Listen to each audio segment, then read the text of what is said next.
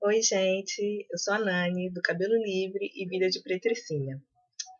Eu tô aqui para mais um tema que foi pedido lá na página Cabelo Livre e Vida de Pretricinha pela Vanessa Castro. A Vanessa Castro, ela acompanha a página e pediu que eu falasse um pouco sobre liberdade religiosa. Então, esse é o nosso tema de hoje. Liberdade religiosa. Bem, esse é um tema que eu me sinto muito à vontade para falar. Eu não sei se todo mundo que acompanha o canal sabe, mas eu sou psicóloga e trabalho no Centro de Promoção da Liberdade Religiosa e Direitos Humanos. O CEPLIR, né, que é a sigla desse centro que eu trabalho, ele é um equipamento público do governo do estado e lá a gente faz o atendimento a vítimas de intolerância religiosa e também faz o acompanhamento, o monitoramento, né, da temática da liberdade religiosa em vários níveis e esferas. Então a gente dialoga com diversos parceiros, né, tanto da sociedade civil quanto representantes de segmentos religiosos, como também outros órgãos públicos a respeito da temática da liberdade religiosa. A Vanessa de Castro, né, é uma pessoa que acompanha o canal, né, e acompanha também a página, né, lá no Facebook, Cabelo Livre e Vida de Pretricinha, e ela pediu que eu falasse sobre esse tema. Né, pediu de uma forma bastante ampla, então eu vou fazer vou falar um pouquinho, né, de forma resumida, né, a respeito da liberdade religiosa. E se houver alguma dúvida, né, vocês podem perguntar tanto aqui embaixo no box ou mesmo na página, perguntando algumas dúvidas a respeito ou do CEPLIR ou a respeito da temática em geral, que eu respondo a vocês. Enfim, a liberdade religiosa, ela é um direito garantido por lei, né, que está assegurado na nossa Constituição Federal, né, a Constituição de 1988, que é a nossa Constituição mais recente, né, e ela é um direito de todo cidadão e cidadã brasileira. Né? A liberdade religiosa, né, o direito à liberdade religiosa, na verdade, para a gente falar dele, a gente precisa falar de alguns outros temas. Né? Quando a gente fala que a liberdade é garantida por lei, a gente também está dizendo que o nosso Estado é laico. E o que é laicidade? Laicidade quer dizer que o Estado brasileiro, ou seja, né, o nosso país, ele não tem uma religião oficial, ou seja, ele é independente da religião, mas, por outro lado, ele assegura, né, ele precisa assegurar e garantir o direito à liberdade religiosa, o direito que toda pessoa possa exercer a sua profissão de fé, né, a sua confissão religiosa de forma livre, ou seja, ela não pode ter nenhum tipo de sanção, né, por ela ter uma religião diferente de outras pessoas, porque não existe uma religião oficial no país, né? Desde 1889, né, o Brasil, né, ele marca uma separação entre o Estado, né, entre o governo brasileiro e a Igreja Católica. Ou seja, o ano da proclamação da República, ele também marca, né, uma diferenciação entre o Estado e a Igreja. Né? E, especificamente, na Constituição de 1988, né, ela reitera, né, o princípio da laicidade, né, e garante que todas as pessoas tenham direito a exercer a sua fé. Né? Todas as pessoas são livres para terem a religião que quiserem, né? Para organizarem os seus segmentos religiosos, ou seja, a pessoa tem direito a construir templos, a abrir igrejas ou, enfim, qualquer templo, né, religioso, para exercer a sua fé, sem que o Estado possa sofrer interferência, nenhuma outra pessoa também interfira nesse direito. Mas a liberdade religiosa, né, ela é um direito, mas ela também pressupõe alguns deveres, né? Nenhum direito, né, nenhum direito, mesmo os garantidos pela Constituição Federal, ele é absoluto. Ou seja, o que eu quero dizer com isso? Né? Eu tenho direito a exercer a minha religião, eu tenho direito a ter a minha fé ou não ter nenhuma fé, né? Também está garantido no princípio da laicidade e da liberdade religiosa que a pessoa tem o direito de não acreditar em nada, de ser ateu ou ateia, né? E eu tenho esse direito, mas ao mesmo tempo a minha fé não pode prejudicar ou intervir na fé do outro, né? É isso que eu quero dizer, que eu tenho direito à liberdade religiosa, assim como todas as pessoas têm direito à liberdade religiosa. Então o Estado não vai interferir na minha fé, mas o amigo do outro segmento religioso também não pode interferir na minha fé. Então, o que a gente tem visto atualmente é que mesmo que o direito à liberdade religiosa seja garantido, os casos de intolerância eles vêm crescendo, né? No Brasil, e aí especificamente no estado do Rio de Janeiro, né? Mas isso é algo que se aplica, né, de uma forma geral também no Brasil, né? A intolerância religiosa ela vem sendo cometida, né, em maior grau, né, as religiões de matrizes africanas, ou seja, a Umbanda, o Candomblé, o Batuque, no caso do Sul, né, a Quimbanda, né, e as religiões de uma forma geral que tenham, né, a matriz africana. Isso a gente também pode associar, né, como uma consequência do racismo. Né? O racismo ele é um tema recorrente aqui no nosso canal. Mas todas as religiões que são associadas a características africanas, da negritude, elas têm, a gente vê, nas pesquisas mostram, né, que elas são as que mais sofrem, né, os seus adeptos são os que mais sofrem a intolerância. E no estado do Rio de Janeiro isso também é uma realidade. Então, os religiosos de Umbanda e de Candomblé são os mais atacados pela intolerância religiosa. E o que é a intolerância religiosa? É uma atitude de ódio, né, baseada no fundamentalismo, ou seja, aquela pessoa que acredita que só a verdade dela importa, só o Deus dela que é o verdadeiro, né? E a pessoa que tem essa crença, ela acredita, né, que as demais religiões não são coisas ruins, e por conta disso ela se vê no direito de atacar as demais religiões. O princípio da intolerância religiosa é o mesmo princípio do racismo. É quando eu crio uma hierarquia entre as religiões, dizendo que algumas religiões são melhores do que as outras, são superiores do que as outras, e as demais são inferiores. Né? Em geral, as religiões consideradas superiores, ou seja, são as religiões cristãs, no caso do Brasil. São as religiões cristãs. Então, as religiões católicas, as religiões protestantes e as neopentecostais e as neopentecostais são as religiões consideradas hegemônicas, né? São também as que menos sofrem com a intolerância religiosa. Porque a intolerância religiosa é a atitude religiosa em relação a qualquer segmento religioso. Então, qualquer pessoa religiosa de qualquer religião pode sofrer de intolerância religiosa. Mas no caso brasileiro, né, as religiões que são consideradas religiões hegemônicas são as religiões cristãs. E geralmente são adeptos das religiões hegemônicas que são intolerantes em relação aos outros religiosos. Né? A intolerância religiosa ela é uma ideologia, assim como é o racismo, assim como é o machismo, né? de superioridade, né? entre os segmentos religiosos e que afeta a sociedade como um todo. Então, quando eu tenho uma ideologia que afeta a sociedade como um todo, isso quer dizer que todas as pessoas são,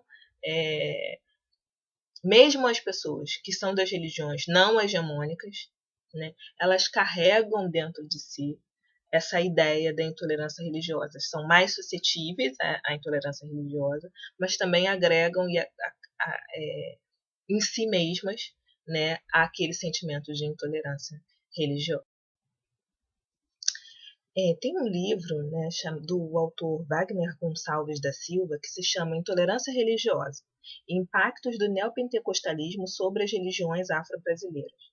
Né? E ele fala exatamente sobre a ascensão, né, das religiões neopentecostais e quais são as religiões neopentecostais. Quando a gente fala, deixa eu voltar um pouquinho. Quando a gente fala de religiões cristãs, né, o segmento religioso cristão, a gente está falando de religião da Igreja Católica, a gente está falando das igrejas protestantes seculares ou históricas, ou seja, a Igreja Batista, a Igreja Luterana, a Igreja Metodista, né, e a gente tem as igrejas pentecostais e neopentecostais, que aí vem a Assembleia de Deus, Igreja Universal, Nova Vida, né, e uma série de outras igrejas que surgem no Brasil mais recentemente e que tem, né, na sua tradição, nos seus dogmas, a ideia de cura por milagres, né? No caso das igrejas neopentecostais, tem a questão da teologia da prosperidade, né? E essa questão do Espírito Santo, né? Da língua do Espírito Santo, a possessão pelo Espírito Santo, e são tradições mais recentes aqui no Brasil. Então, com a ascensão, né, desse segmento neopentecostal, né, principalmente da Igreja Universal do Reino de Deus, a partir dos anos de 1977, né, do início dos anos 80, a gente vem assistindo, né, alguns fenômenos em relação a essa questão da intolerância religiosa, né? Nos anos 80, a gente podia ver, inclusive, na televisão, algumas programações que falavam sobre as religiões afro-brasileiras de forma muito tranquila. A gente teve Tenda dos Milagres, a gente teve a minissérie Mãe de Santo, a gente teve outra, uma novela chamada Corpo Santo, que todas traziam essa temática da religiosidade e não tinha nenhum tipo de censura, nenhum tipo de escandalização da sociedade. O que hoje a gente não vê tanto com tanta naturalidade, porque essas religiões foram tidas como religiões do demônio, né? Elas foram demonizadas a partir do momento em que há uma ascensão de algumas tradições neopentecostais, né? A intolerância religiosa, ela é um tema, né, que ela vem crescendo muito, sendo muito debatida, né, no mundo de uma forma geral, principalmente por conta da questão do Estado Islâmico, né, no Oriente Médio, e, enfim, por conta daquelas questões do 11 de setembro, etc. Mas aqui no Brasil, essa discussão ela é bem mais recente. Né? Ela começa a ser discutida na Eco 92, né, na década de 90, né, quando religiosos de diversas tradições se reúnem numa tenda para discutir o diálogo interreligioso. A partir desse encontro, né, foi criado o MIR, né, que é o Movimento Interreligioso, que é um movimento que tem diversos líderes, diversas lideranças de diversas tradições religiosas que conversam sobre a possibilidade de uma cultura de paz. Como viver em paz, como as religiões podem dialogar, quais ações que podem fazer em conjunto, né? Esses são os temas que esses movimentos debatem, né? A partir, né, desse encontro, né, na década de 90, né, a gente tem alguns outros marcos que falam da questão da intolerância e da liberdade religiosa. Né? A gente teve, né, no ano de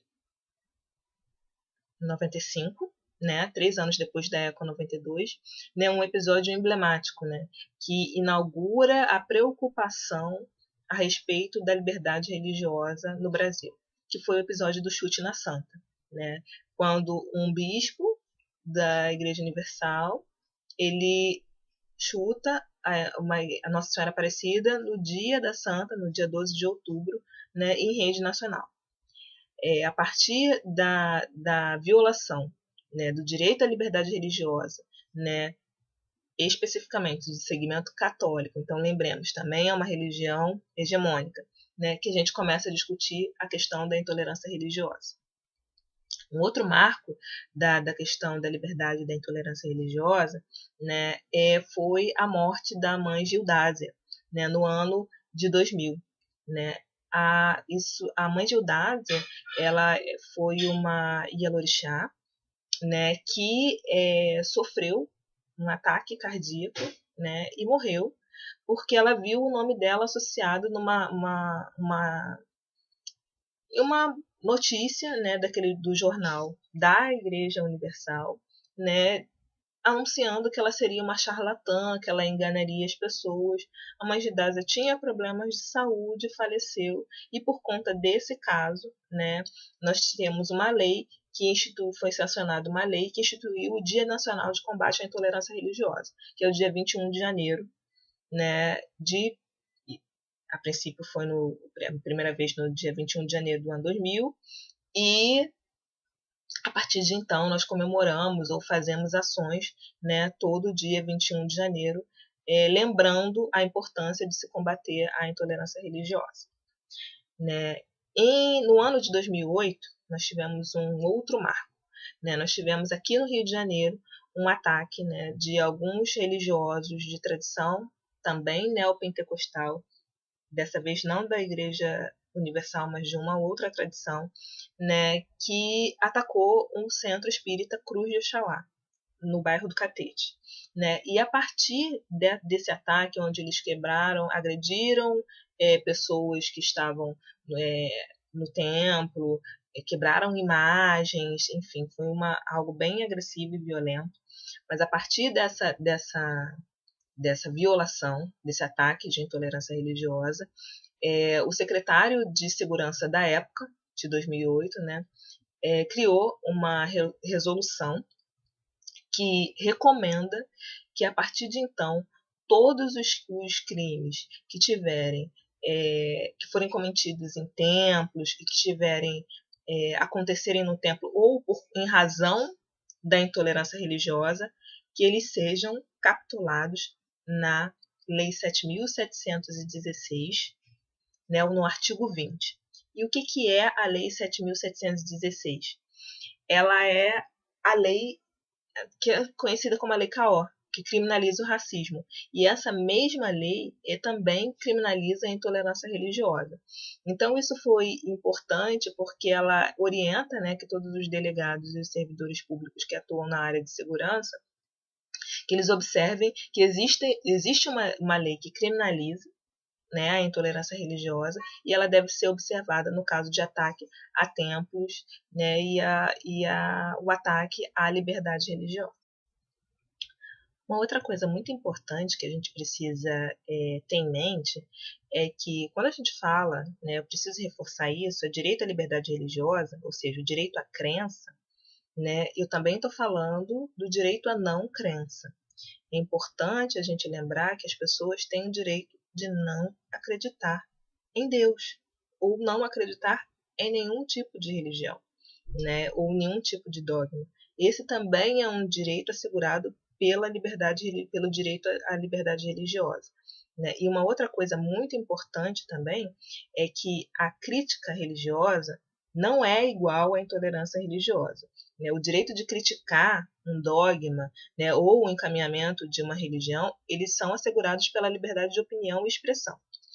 Porém, né, isso deve ser feito de forma que não tenha desrespeito ou ódio, né, ao grupo religioso que está sendo criticado, né, porque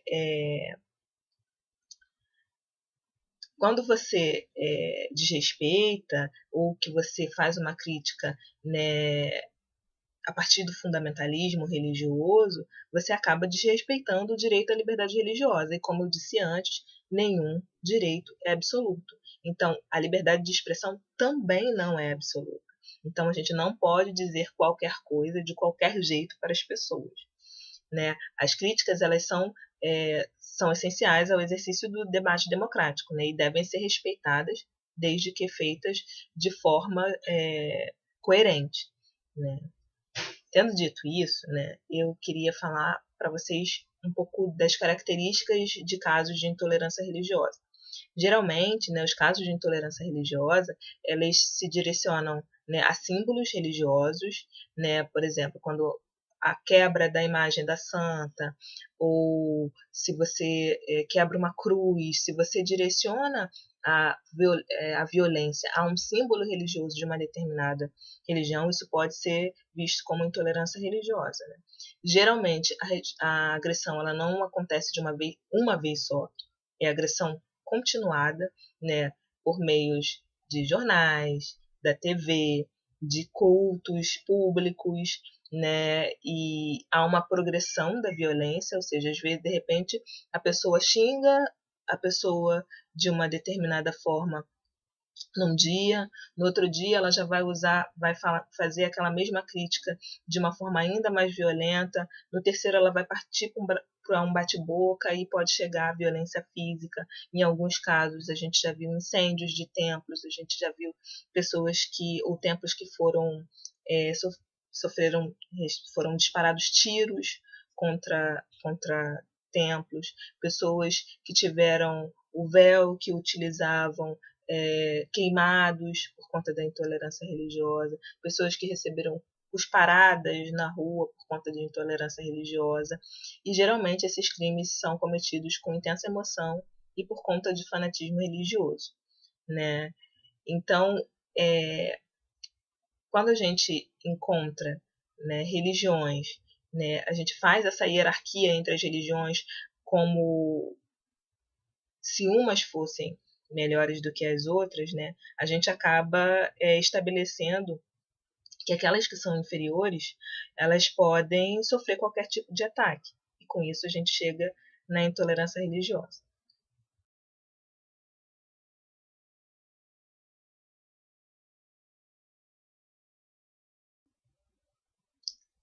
Alguns efeitos da intolerância religiosa. Bem, aqui no Rio de Janeiro, a gente, alguns anos atrás, e agora a gente parece que está passando por isso novamente, né? Algumas comunidades, né, comunidades carentes e alguns morros, né, nós tínhamos, né, algumas comunidades de candomblé e umbanda foram expulsas desses morros pelos traficantes, né, porque esses traficantes se denominavam traficantes de Cristo ou traficantes de Jesus. Pode parecer uma incoerência, né, mas se a gente pensa em intolerância religiosa, não é, né? Não é. Então, um grupo, né, como eu acabei de dizer, que se acha, né, superior religiosamente do que outros, pode cometer qualquer atrocidade com esse outro grupo. Então, as pessoas nesses morros elas não podiam vestir, usar os seus símbolos religiosos, não podiam vestir as suas roupas religiosas em públicos, não. Teve uma reportagem da época que uma pessoa chegou a revelar que ela não podia lavar, estender na corda as roupas litúrgicas, né, porque aí a identificavam como uma religiosa do candomblé ou da umbanda, porque os traficantes poderiam bater na casa dela e expulsá-la da própria casa dela por conta da pertença religiosa, né? Atualmente a gente também vê politicamente as influências da religiosidade nas decisões que são do Estado. A questão da criminalização do aborto, né? Ou melhor, da descriminalização do aborto, né? Quando uma bancada, que é chamada bancada evangélica, né, usa princípios religiosos para determinar que o Estado não pode liberar ou legalizar o aborto por conta de princípios que nada têm a ver com, né, os princípios jurídicos, né? Uma vez que o Estado é laico, argumentos religiosos não deveriam ser utilizados para pensar as questões de Estado. Então, se a questão da descriminalização do aborto ela está sendo impedida de prosseguir por argumentos religiosos, isso é um efeito da intolerância religiosa, né? E assim como outros, né, vários processos, né, têm sido argumentados ou justificados pela questão religiosa, né? Quando a gente fala da criminalização da homofobia, que é um projeto que também está em pauta, né, no nosso Estado brasileiro, e que não consegue seguir adiante porque há o entendimento de uma bancada chamada evangélica, né, que entende que eles devem ter o direito, né, de falar sobre a questão da homossexualidade ou da cura gay, né, a partir de justificativas religiosas. Isso também é um efeito da intolerância religiosa, né, que precisa ser combatida. Na educação, ou seja, na escola, é um dos lugares onde mais cresce a intolerância religiosa. Primeiro porque as crianças não podem ou não se sentem à vontade para falar abertamente da sua pertença religiosa se elas não forem cristãs, né? Porque elas estarão sujeitas ao bullying e na escola, em geral, não há uma conversa a respeito da diversidade religiosa, da liberdade religiosa, que proteja essas crianças desse bullying, né? Algumas atividades, né, por exemplo, a capoeira, ou atividades como festa junina, festa da primavera, que tem danças, vêm sendo impedidas em algumas escolas porque os pais são evangélicos e não permitem que os filhos participem dessas atividades, né? No caso do ensino religioso, por exemplo, os pais às vezes não permitem que os filhos participem dessa disciplina, porque o professor ou a professora vai falar sobre outras religiões que não são cristãs. Então, se não há um espaço de diálogo, né, se os professores ou a escola não está preparada para falar a respeito da diversidade religiosa, ela não protege aqueles que não fazem parte dessas religiões hegemônicas, né, de estarem naquele ambiente, não protegem do bullying, e isso tem efeitos para a cabeça da criança, né? Se na escola, né, ele não pode dizer qual a religião que ele professa, ele pode começar a pensar que essa religião é errada, né, que a religião dos pais dele, que a religião dele é errada, né, e isso tem efeitos, né, para a subjetividade que está sendo formada ali. E fora isso, né, as vítimas diretas de intolerância religiosa, né, sofrem com a vulnerabilidade de ver seus direitos violados, de não ter uma proteção do Estado, ou de simplesmente ficar exposta, né, ver a sua fé atacada pelo simples fato de ser diferente das outras, né. Direito à liberdade religiosa é, né, em si, o direito à liberdade, o direito a professar a sua fé, o direito a pensar do jeito ou de não professar nenhuma fé, o direito a ser quem você é sem que isso sofra nenhuma intervenção, né? É importante, né, quando a gente fala de liberdade religiosa, né, que o respeito é a melhor palavra para falar sobre esse direito, né? A questão da tolerância, quando a gente tolera, né, apenas o outro, a gente está quase que fazendo um favor para o outro. Quando, na verdade, a gente não tem nada a ver com isso. A gente não tem que fazer favor nenhum, porque cada pessoa tem o seu direito e ele deve ser assegurado. Então, a melhor palavra para pensar o conceito de liberdade religiosa é o respeito. É preciso respeitar o direito que cada um tem de professar a sua fé ou de não professar nenhuma fé, né? E isso não interfere na minha pertença religiosa. O fato de eu ter um amigo, de eu ter um namorado, de eu ter um familiar que não seja da mesma fé que eu, né? Isso não intervém no meu convívio, não intervém na minha vida, não intervém na minha fé. né? É uma pessoa que simplesmente pensa e sente diferente de mim.